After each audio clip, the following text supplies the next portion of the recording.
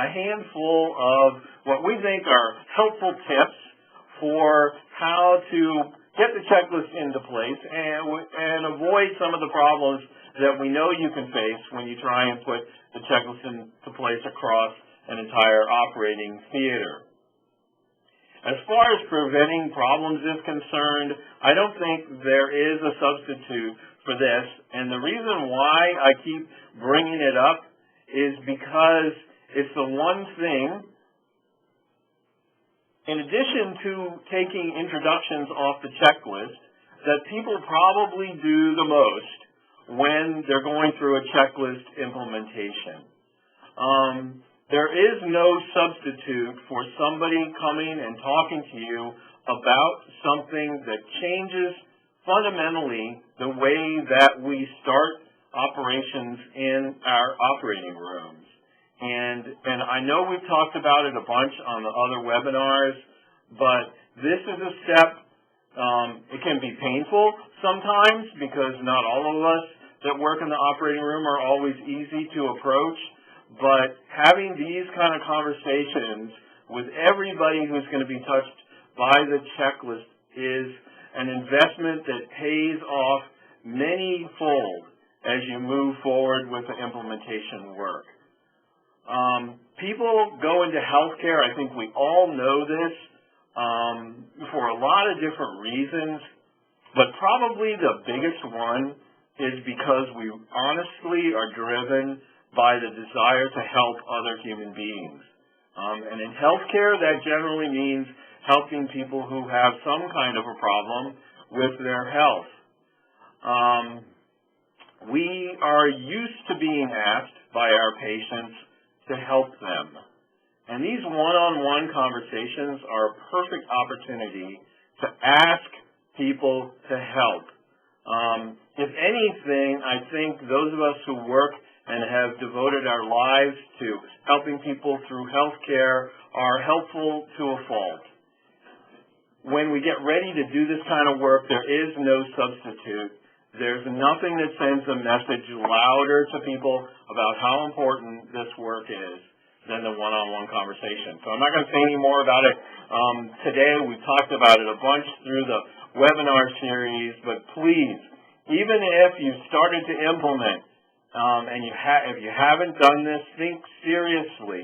It takes time, it takes energy, but in the end, you'll avoid spending a lot of energy fixing problems that come because you didn't talk to somebody. And like I said before, emails, posters, things, screensavers, those kind of things are all great. They're all fabulous ways to advertise the work that you're doing. None of them are a replacement for this very personal one-on-one interaction. So let me switch gears, and now I'm going to assume that there are some bumps in the road and you've actually come across some problems, and what are the best ways to deal with things? Like sometimes you'll find a team doing the checklist and trying to recite it from memory. I mean, it's got 19 or 20 or 21 different items on it, depending on how your hospital has customized your own checklist. Certainly, a lot of us are capable of memorizing lists that have 20 things on it. That's not an issue. But the checklist really is meant to be read every single time. Because even though we might be able to remember 20 things, throw in a little stress and a little bit of rush and a little pressure, and all of a sudden we forget the four most important things in the middle. So it really is designed to be read. So you find out that one of the teams in one of the rooms routinely is now trying to remember the checklist and recite it from memory. How do you fix that? Well, probably the easiest way to deal with that is something that we've spent talking about on the last couple of calls, and that is to do some coaching. And that coaching, in this case, I'm going to assume nobody's reading the checklist, really can be team coaching, so that you can go into an operating room and go in with the attitude and announcing that you're there to help them improve and do an even better job than the job that they're doing, and help the team see exactly what they're doing and steer them back towards where they need to be. So that's coaching. And that coaching can generally be done as like the second line says here, as a team conversation, but sometimes the problem might be with an individual. And if that's the case, then the best place to do your coaching isn't in the operating room in front of the rest of the team, but later, again, as a one-on-one conversation. People generally will take that kind of feedback much better than if you try and coach an individual problem in front of the rest of the team.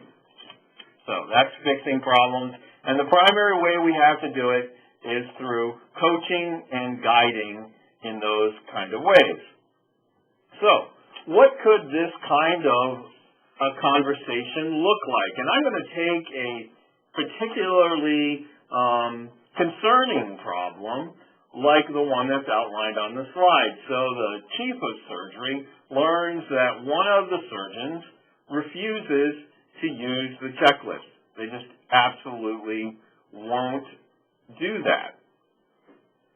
So what the chief of surgery does then is he sends that surgeon an email and asks him to come by his office. Now, he doesn't send them an email and try and fix the issue through the email, because we all know that email is made up of a bunch of typed words and no emotion and no body language, and isn't the appropriate place to talk about these kinds of problems. So the first thing that can be done, though, is you can use an email to invite somebody to come to your office and have a conversation with you. And the way that you could start that conversation would be the same way that we talked about when we were talking about coaching. And that is to use one of these two-part questions. The first part being your observation. So as the chief of surgery, you would say, I heard that you don't want to use the checklist. And then you can open the door to better understand exactly why the surgeon doesn't want to use the checklist with the help me understand why. So the beginning part, your observation, I heard that you don't want to use the checklist. The second part, you inquiring to open the door and begin a conversation in a reasonable way, help me understand why. Now I know these kind of conversations are always uncomfortable. There's no way to fully remove the discomfort from the conversation.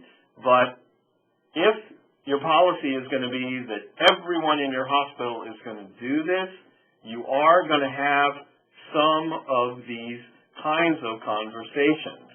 And the best way to get to the root of the problem is to address it directly, which is not always easy to do, and try and understand exactly what the issues are. Because a lot of times when you open the door by saying, help me understand why, you can actually figure out exactly what it is that is keeping the surgeon from wanting to use the checklist.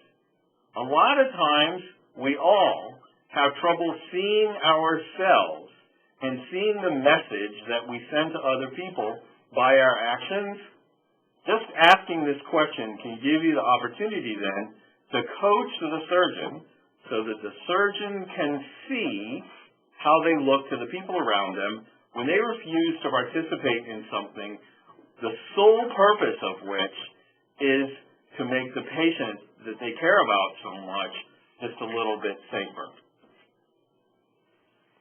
So, what are some of the things that you can do right now to improve the way that the checklist goes in your operating rooms? And here you can see a list of suggestions, and each one has a little bit of logic behind it. The first one, use the observation tools to see how teams are using the checklist and to coach them. Now, obviously, that we already talked about. That can help correct problems that you've come across, but it can also help you identify problems, because the observation tools can help you see things that if you just watched in the operating room, you might not see. So the observation tools, both the teamwork tool and the checklist observation tool, can be very helpful in helping you understand how the teams in the operating rooms are actually using the checklist. Collect and post instances of when the checklist actually catches something that's clinically relevant.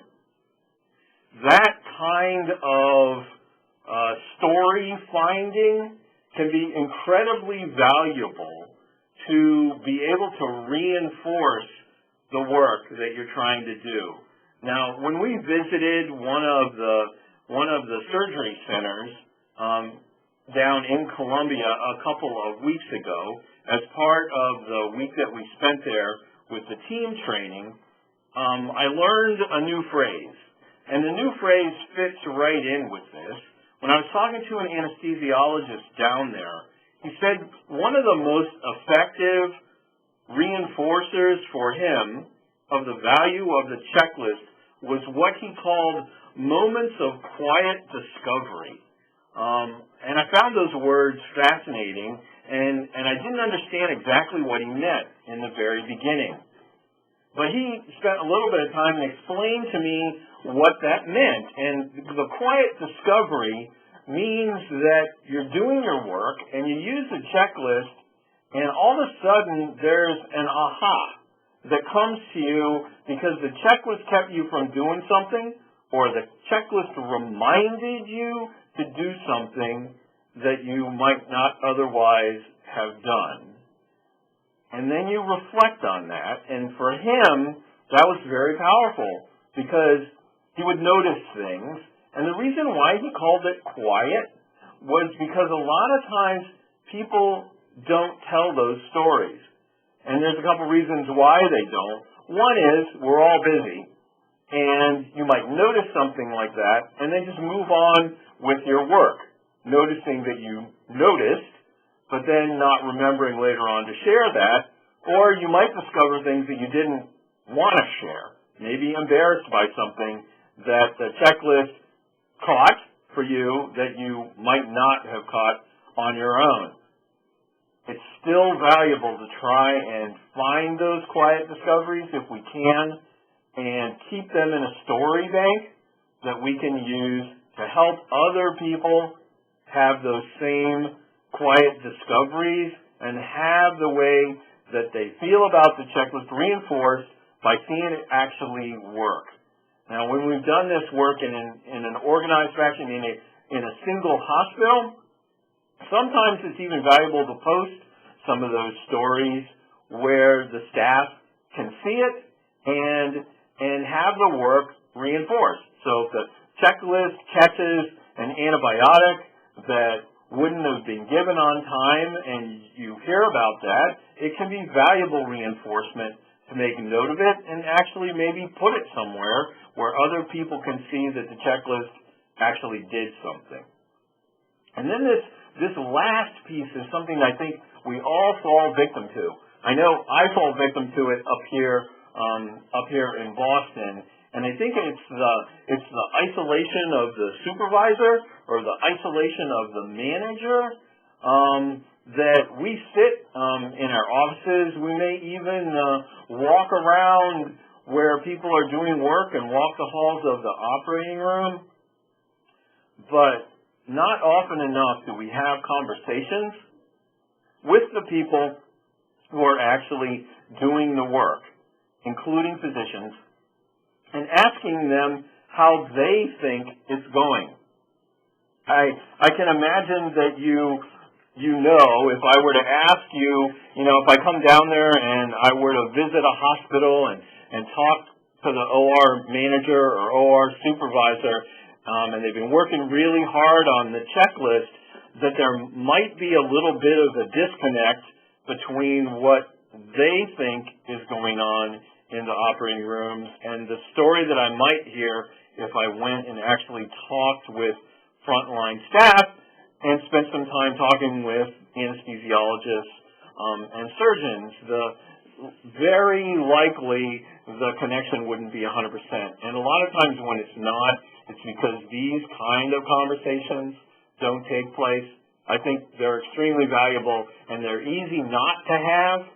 I know that from the work that I do up here in Boston, because I think right now there's probably 10 different people that I interact with every single week on a very close basis, and if I don't ask them these kinds of things, then I never find out what's really going on. The lesson, I think, is well learned in the operating rooms where we work as well.